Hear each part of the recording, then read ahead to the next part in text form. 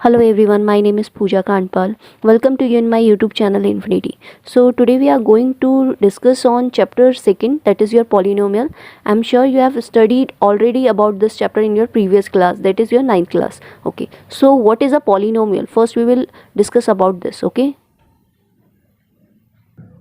so here we have definition of polynomial. It is an algebraic expression consist of constant variables have degree non-negative integers with an operation.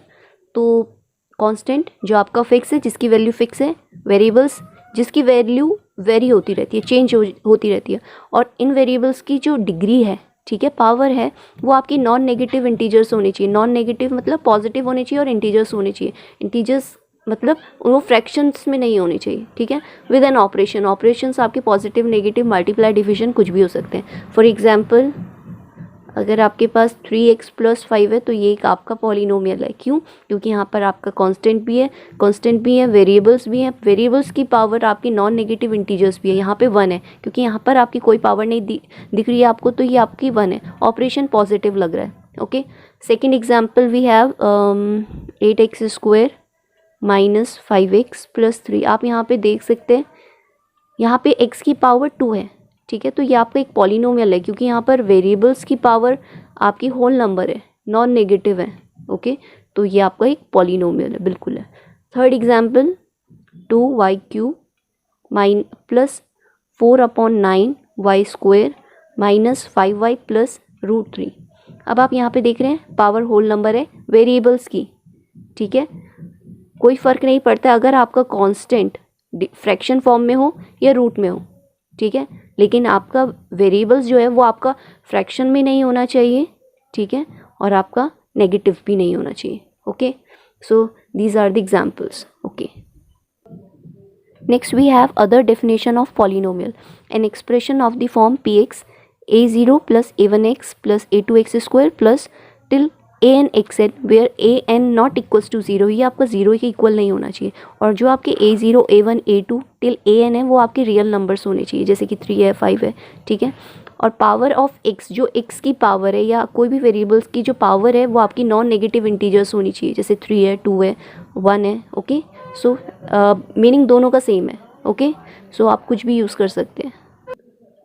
Important point here is that √x + 3 and this one, okay, they are not polynomial. क्यों नहीं है polynomial? क्योंकि यहाँ पे x की power, x आपका root में है और अगर इसे पावर में चेंज करेंगे तो 1/2 हो जाएगा. ठीक है, तो आपकी पावर फ्रैक्शन में आ जाती है. यहाँ पर x + 5 डिनोमिनेटर में, अगर आप इसे न्यूमरेटर में ले जाते हैं तो पावर आपकी नेगेटिव हो जाती है लॉ के हिसाब से. ठीक है, तो ये पॉलिनोमियल नहीं है. आपकी पावर, वेरिएबल्स की पावर जो है आपकी नॉन नेगेटिव इंटीजर्स होनी चाहिए और हमेशा होल नंबर होनी चाहिए. ठीक है, okay, so next here we have types of polynomial. Okay, first one is linear polynomial, second one quadratic, third one cubic, and fourth one biquadratic. So linear polynomial is what? It is a polynomial of degree 1. Okay, of degree 1. Okay, quadratic polynomial of degree 2, of degree 2, cubic of degree 3, and biquadratic of degree 4. Okay,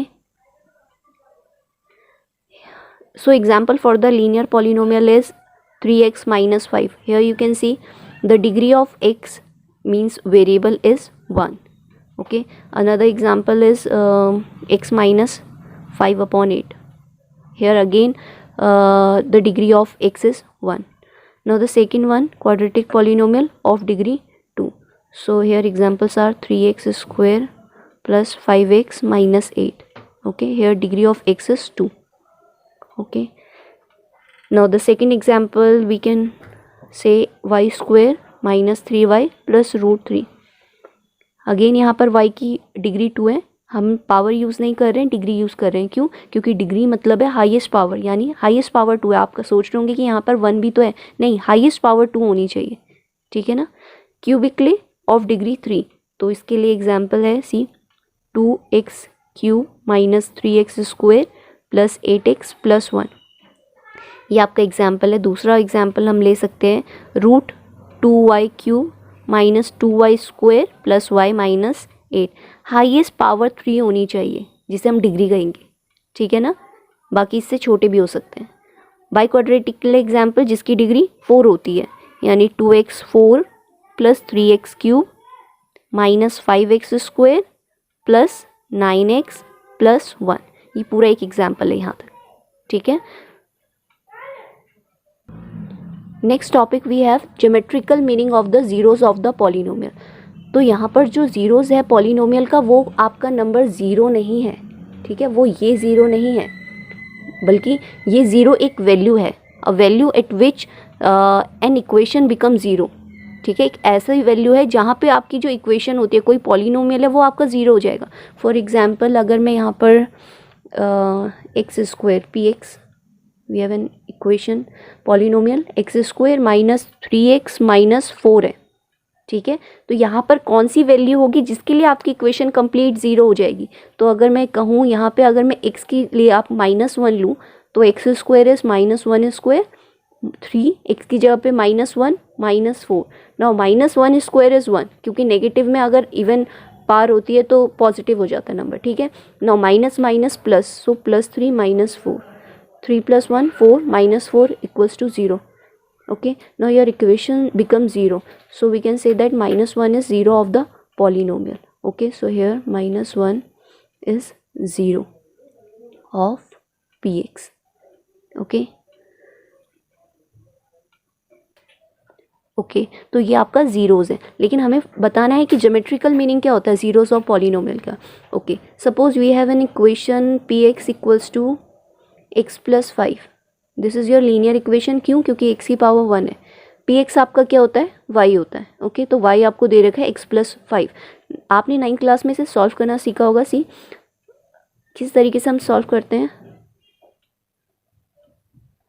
x and Y for equation X plus 5, when X is equals to 0 then Y will be 5, ठीक है। और अगर Y आपका 0 है then X will be -5।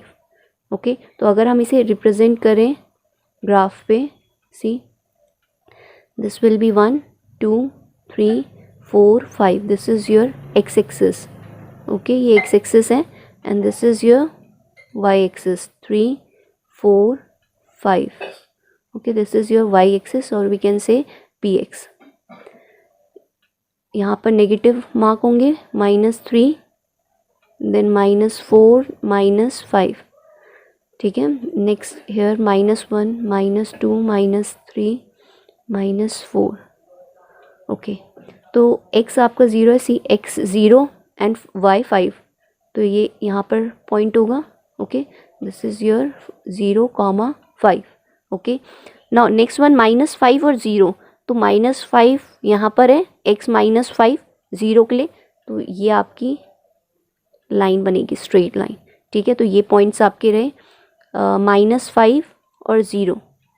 Okay, तो यहाँ पर ये x है और ये आपका तो ये आपका -x है और ये आपका y है, तो y मीन्स px, ठीक है। तो ऐसी एक्सेस जहाँ पर आपका px 0 हो जाए, ठीक है, px आपका 0 हो जाए, वो आपके लिए ज़ीरोज़ कहलाएगा, ठीक है। तो ये किस एक्सिस पे आपका 0 हो रहा है? वाई एक्स एक्सिस पे। तो एक्स एक्सिस पे ये आपका अगर एक पॉइंट पे इंटरसेक्ट कर रहा है एक्स एक्सिस को, तो इसका मतलब है एक ही ज़ीरोज़ है आपके पास, ठीक है ना। हमने यहाँ पर सॉल्व करके देख लिया है, यहाँ पर हमारे पास ज़ीरोज़ आ गया था, ठीक है।